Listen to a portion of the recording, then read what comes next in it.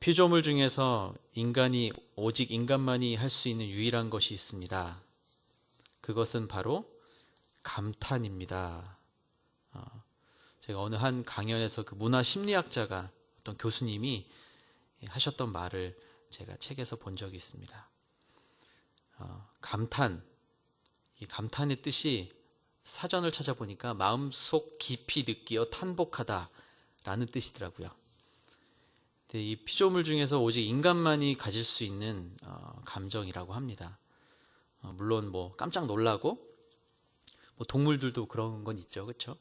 그런데 뭔가 어떤 대상에 대해서 탄복하는, 마음속 깊이 느끼고 탄복할 수 있는 건 우리 인간에게만 주신 그런 감정인 것 같습니다. 이 교수님이 이 얘기를 하시면서 우리 인생에 얽히고 설킨 관계들이 서로를 향한 감탄으로부터 풀려나간다라고 주장을 합니다. 뭐 감탄이라는 단어로 다 설명을 할 수는 없겠죠. 우리가 서로 관계를 풀어내는 과정, 여러 가지 과정들이 있겠지만 분명한 것은 우리 마음 중심에서 나오는 선한 감정이 이 상대방과의 관계를 회복시켜 준다라는 것이죠. 이것이 뭐 요즘 뭐 소통이라는 것이 또 되게 유행하고 있잖아요. 이것이 인간과 인간의 소통의 어떤 메커니즘이라고 할 수 있겠습니다. 우리는 오늘 누구와 소통하기 위해서 이 자리에 나왔을까요? 하나님과 소통하러 나왔잖아요. 그렇죠? 우리 옆에 계신 성도님과 소통하러 나온 것이고 그것이 예배이죠. 죄로 인해서 끊어져 버린 하나님과 나 사이, 하나님과 우리 사이에는 어떻게 그러면 이어질 수 있을까요? 그 첫 번째 발걸음이 바로 예배입니다. 예배. 오늘 여러분들이 와서 함께 하고 있는 이 시간, 예배. 시간과 공간적으로는 지금 이 시간과 이 장소이지만 또 이것을 넘어서서 여러분들의 삶의 자리, 하나님과 소통하고 있는 그 자리가 바로 예배입니다. 예배. 어떨 때는 막 찢어지는 가슴, 절망적인 현실. 이스라엘 백성들이 여러분 말씀을 통해서 보시면 아시겠지만 그들이 비싼 재물을 가지고 성소로 나아가야 했던 그 시절, 지금보다 더 힘겹게 예배하였던 그 시절, 자, 그 이유가 무엇이었을까요? 정말 찢어지는 고통과 절망의 현실을 부여잡고 그 상황에서 비싼 재물을 가지고 성소로 나아가야 했던 이유가 무엇이었을까요? 그리고 하나님은 왜 그걸 요구하셨을까요? 사랑의 하나님이 왜 그것을 요구하셨을까요? 안 그래도 불쌍한 민족, 조금만 편하게 예배할 수 있는 방법들을 알려주셨으면 이스라엘 백성들 그렇게까지 고생하지 않았을 텐데, 재물을 준비하기 어려운 사람들은 또 다른 방법까지도 제시하시면서 예배하라고 요구하셨을까요? 그것이 하나님과 우리의 관계 맺음의 첫 걸음이자 또한 마지막 걸음이기에 그러하였다라는 것을 우리는 성경을 통해서 보고 듣고 있습니다. 그렇다면 오늘의 예배도, 우리의 이 예배도, 우리의 주일 예배도, 우리 유치부, 영아부 아이들의 그 작은 우리 자녀들의 그 예배도 하나님을 마음속 깊이 느껴서 탄복해야 하는 것, 사전적 의미도 그런 건데 정말 우리가 어떤 마음으로 예배해야 하는가, 우리가 하나님을 마음속 깊이 느끼고 탄복하는 그러한 예배가 되어야 될 것임이 분명합니다. 오늘 말씀을 통해서 그런 우리의 예배를 한번 돌아보고 우리의 마음을 되짚어 볼 수 있게 되기를 바랍니다. 이스라엘은 하나님이 세우신 예배 공동체였습니다. 이스라엘이 월등한 군사력으로 세워진 나라가 아니고요, 핵으로 세워진 나라도 아니었고요, 철저하게 하나님의 은혜와 백성들의 신앙 고백 안에서 세워진 나라입니다. 그것을 지금도 이런 것들만 주장하고 있는 것으로 좀 선민 사상에 휩싸인 사람들이라고, 근본주의자들이라고 이렇게 욕하는 사람들도 있지만, 어쨌든 하나님께서 선택하셔서 이 인류 구원의 역사 가운데 들어서 사용한 민족, 이 이스라엘은 하나님이 세우신 예배 공동체였습니다. 자, 그렇기 때문에 이 이스라엘 백성들은요, 조상 대대로 글씨를 모르는 갓난 아기 때부터 조상 대대로 하나님이 명령하신 이 예배 방식대로 제사와 절기를 지켜서 나갔습니다. 이 아모스 선지자가 활동하던 시절도 마찬가지였어요. 그 율법에 기록된 대로 하나님 명령하신 대로 끊임없이 제사와 절기를 지켰습니다. 자, 그런데 오늘 말씀, 우리가 읽은 말씀 보니까요, 21절, 22절, 23절까지 말씀을 쭉 보면 같이 한번 보시죠. 제가 읽겠습니다. 나는 너희 절기들을 미워하고 싫어한다. 너희 종교적인 모임을 내가 기뻐하지 않는다. 너희가 내게 번제와 곡식 제사를 드려도 내가 그것들을 받지 않을 것이다. 너희가 살찐 짐승으로 화목제를 드려도 내가 돌아보지 않을 것이다. 너희는 내 앞에서 노래 부르기를 그치라. 너희가 켜는 하프 소리도 내가 듣지 않겠다. 이렇게 말씀하십니다. 너무도 예상 바뀝니다. 너무 극단적이에요. 하나님 예배하라고 할 땐 언제고, 했더니 이제는 노래도 듣기 싫다고, 우리 찬양도 듣기 싫다고, 하지 말라고, 하프 소리도 듣지 않겠다고. 결과는 너무 예상 바뀝니다. 하나님은 이스라엘이 드리는 절기와 성회와 각종 제사를 거부하시고 그렇게 우리에게 원하시는 찬양까지도 듣지 않겠다라고 말씀하십니다.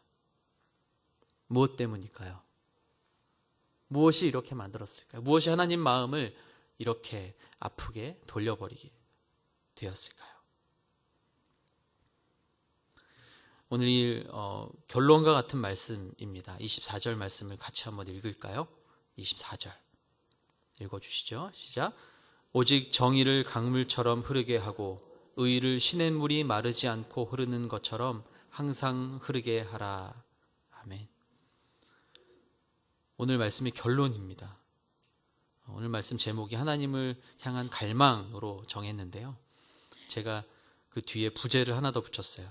참된 예배의 시작, 이렇게 붙였습니다. 하나님께서 예배를 받지 않으시는 이유, 왜 이렇게 됐을까? 하나님이 원하시는 하나님의 정의와 공의가 끊어졌기 때문이에요. 예배의 목적이 무엇인가? 하나님을 영화롭게 하고 하나님의 이름을 높이는 것이 예배인데, 우리의 예배가 오늘의 예배가 하나님의 정의와 공의를 흘려보내는 예배가 되고 있지 못하기 때문이라 말입니다. 예배의 은혜가 성전 문을 타고 흘러서 이 세상을 적시고 생명을 나누고 죽어가는 생명들이 그물을 마시고 살아나야 할 텐데, 오늘 이 이스라엘 백성들의 예배는 그럴듯하고 너무나도 잘 갖춰진 예배, 제사, 꼬박꼬박 한 번도 빠짐없이 지키는 절기들이었음에도 불구하고 하나님의 정의가 없어지고 하나님의 의가 강물처럼 흐르게 하라고 명령하셨던 그 시냇물이, 의의 시냇물이 말라버렸기 때문에 하나님께서 우리 예배를 받지 않으신다라는 얘기입니다. 지금의 말로 바꾸어 보면 이것이 곧 예배의 단절, 관계의 단절입니다. 우리 흔히 그런 말 할 때가 있어요. 저도 그런 말 많이 했습니다. 오늘 예배가 안 돼. 여러분 그런 말 해보셨죠? 오늘은 이상하게 예배가 안 돼. 예배의 은혜가 안 돼. 여러분 예배는 뭐고 은혜가 뭐고, 근데 예배가 안 된다니, 은혜가 안 된다니, 이게 무슨 말일까요? 예배가 어디로부터 오고 예배는 누구에게 가는 것인데 오늘은 뭐가 안 되지 이렇게? 우리 스스로 하나님과의 이 예배의 단절, 하나님과의 단절을 선포하고 있는 것과 다름없는 거예요. 예배가 단절된 건가요? 예배가 안 되는 걸까요?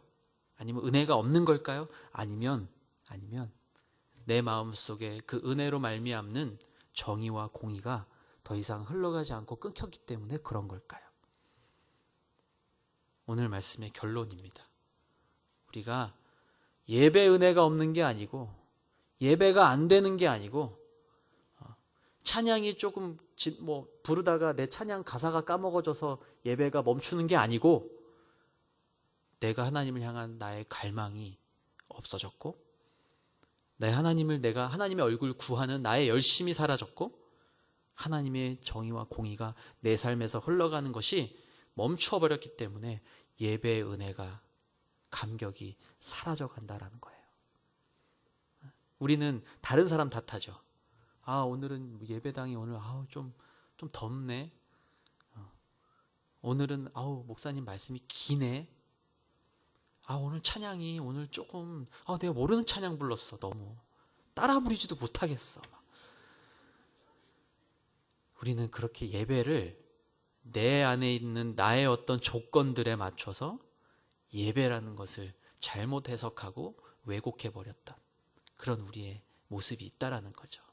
예배는요, 그게 아니고 내 심령 저 깊은 곳에서 나오는 하나님을 향한 갈망에서부터 시작하는 거예요.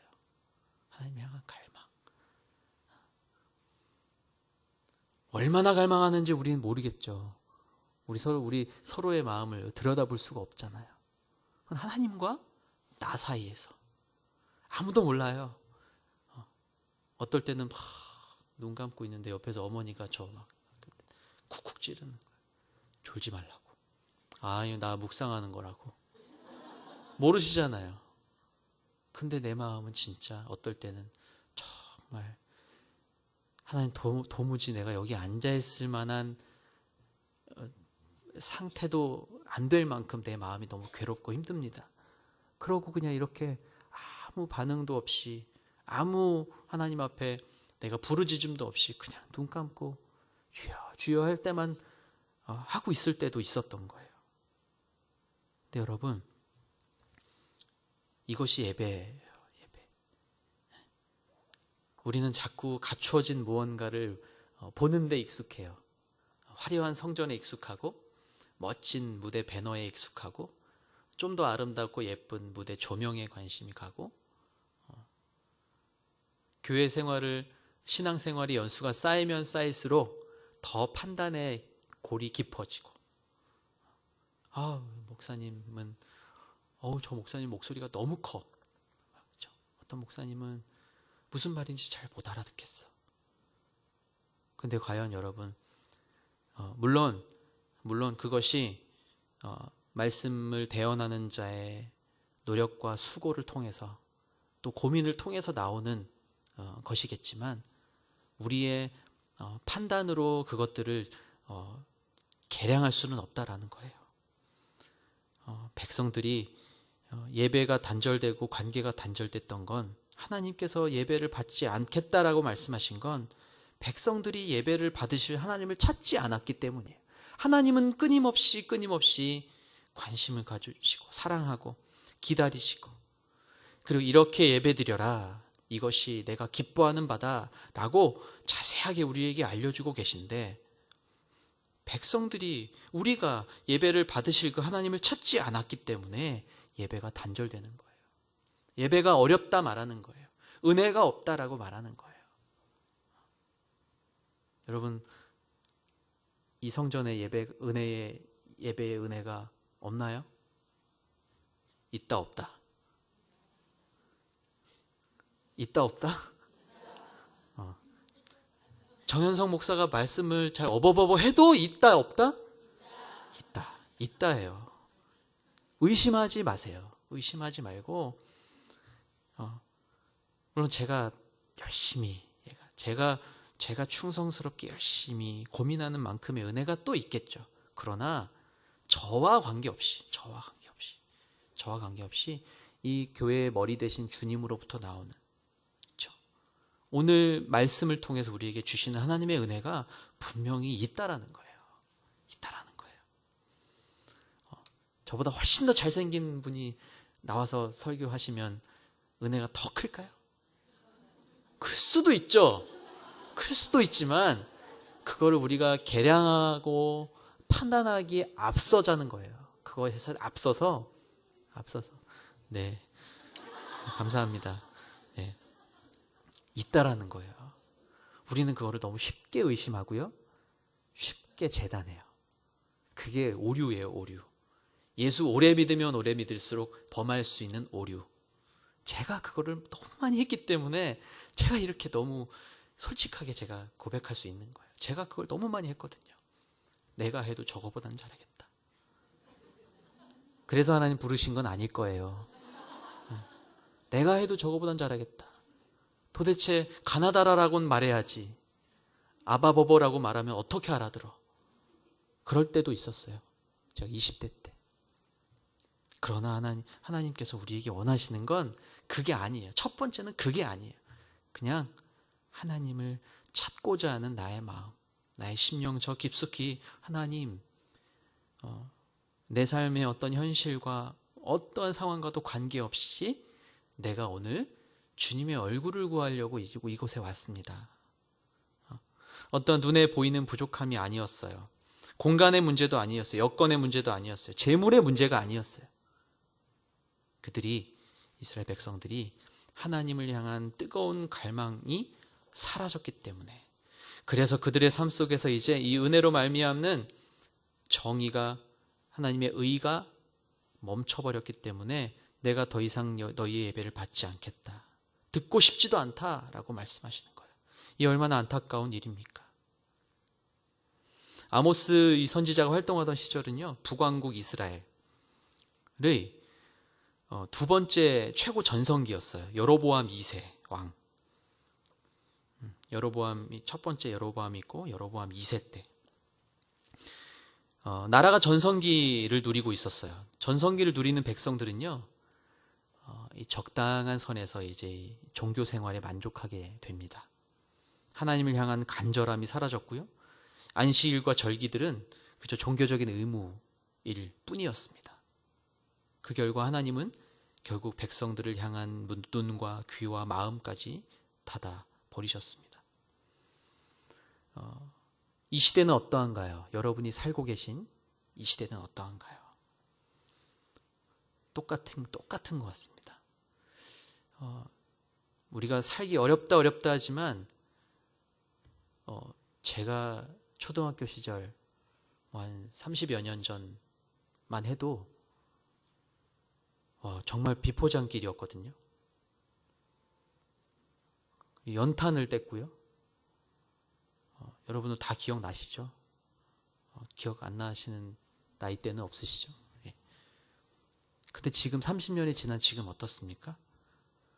대한민국이 그렇게 어렵다고 하지만 그래도 전 세계의 10위권의 경제대국이에요. 굶어 죽는 사람은 이제 없어요. 아예 없어요.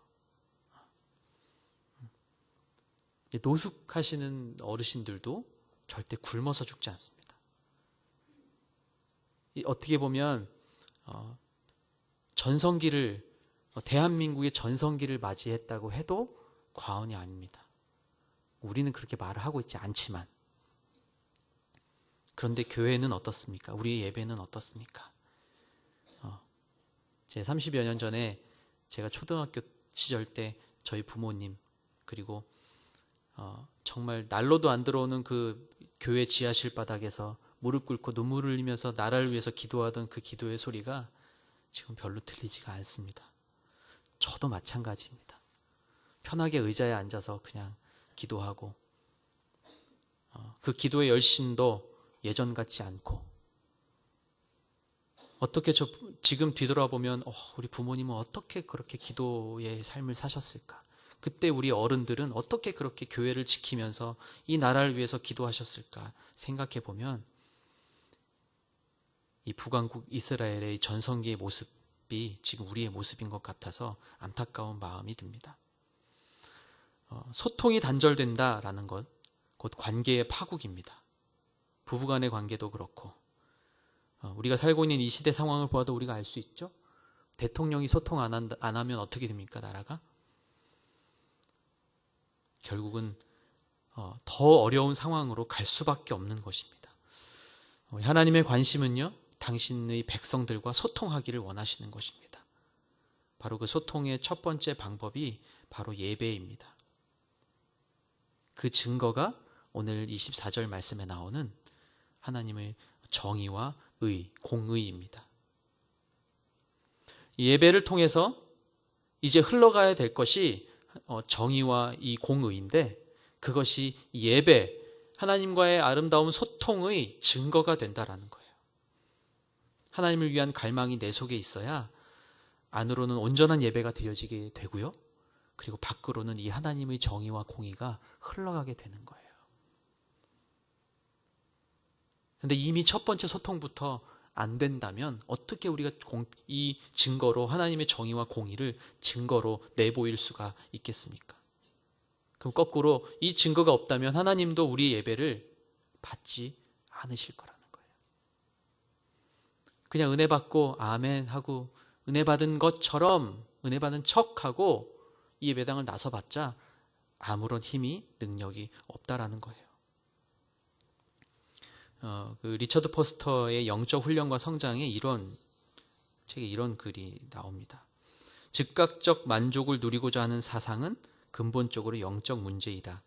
그래서 오늘날 절실히 요청되는 사람은 지능이 높거나 재능이 많은 사람이 아니라 깊이 있는 사람이다.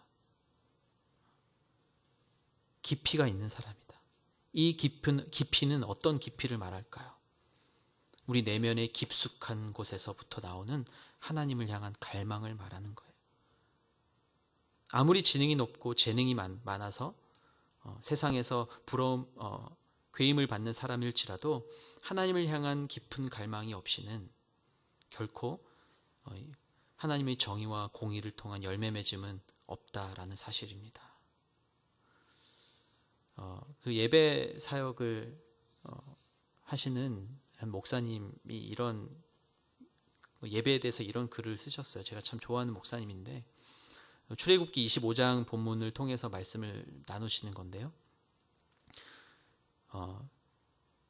예배를 제정하신 하나님의 의도를 우리가 발견해야 한다.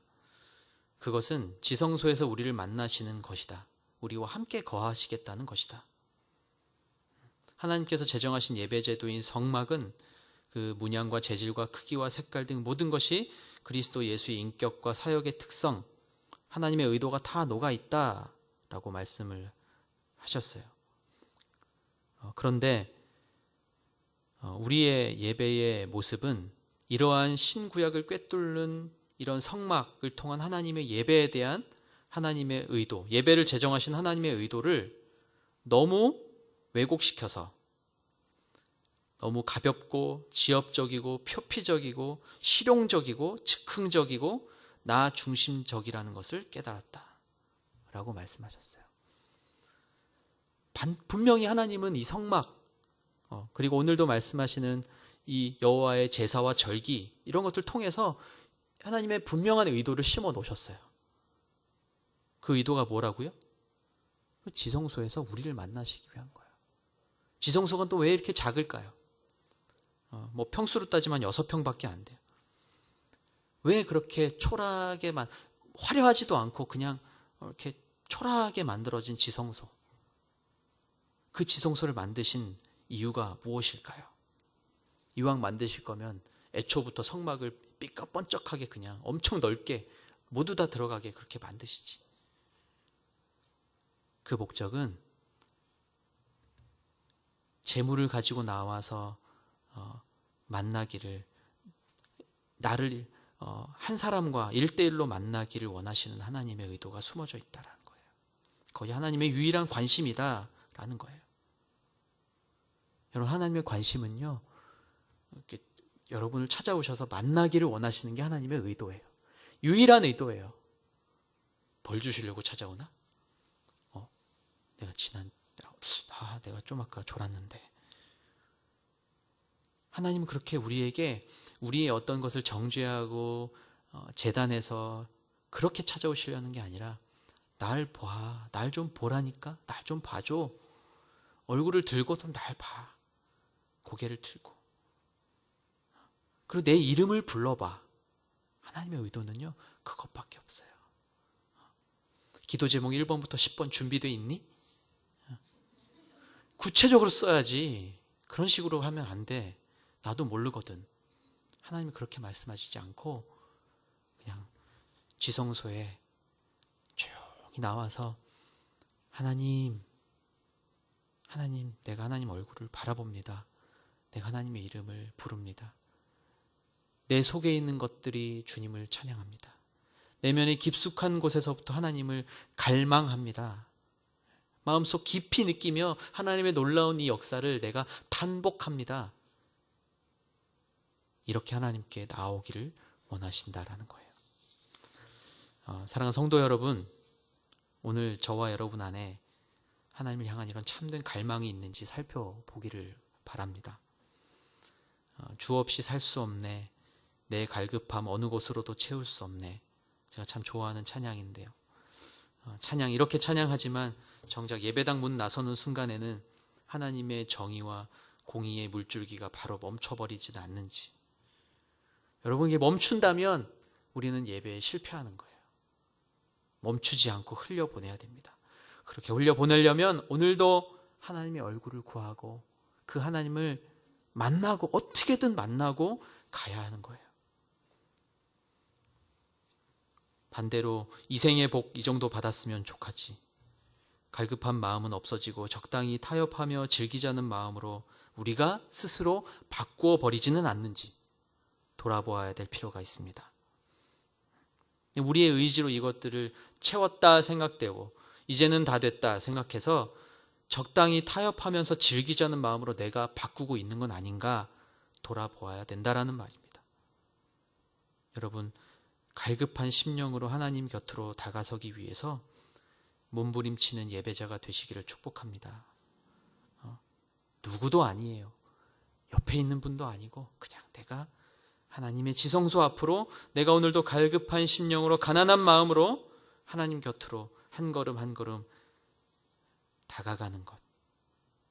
그래서 이 마지막 시대에 하나님의 정의와 공의를 선포하는 정말 전도자와 같은 삶이 되기를 예수님 이름으로 축원합니다. 같이 기도하겠습니다. 같이 기도할 때 한 가지만 기도하겠습니다. 내 영혼아 여호와를 찬양하라. 내 속에 있는 것들아 여호와를 송축하라. 이 고백처럼, 이 시편의 고백처럼 내가 온전히 주님을 갈망하고 있는가? 내가 하나님을 갈망하기 전에 나의 기도의 제목부터 앞세워서 주님한테 이것들 들이밀고 있는 건 아닌가? 모든 정의와 공의의 원천이신 하나님, 내 안에 내주하시는 성령님과 진리의 말씀을 통해서 하나님을 향한 갈망이 내 속에서 날마다 더욱 깊어지게 하여 주시옵소서. 하나님 중심의 삶을 살아감으로 제약된 이 세상에서 하나님의 정의와 공의를 널리 선포하게 하여 주옵소서. 함께 기도하며 나아가겠습니다.